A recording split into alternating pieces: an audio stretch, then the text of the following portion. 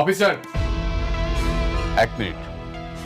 আদল সাহেব, আমার ম্যাডামকে সেলুট করুন। কি হলো, দাঁড়িয়ে আছেন কেন? সেলুট করুন।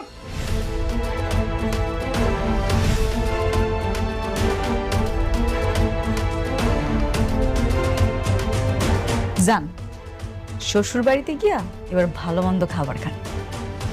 একটা কথা আছে না, পা বাপরেও সারে না, মনে রাখবেন সেটা।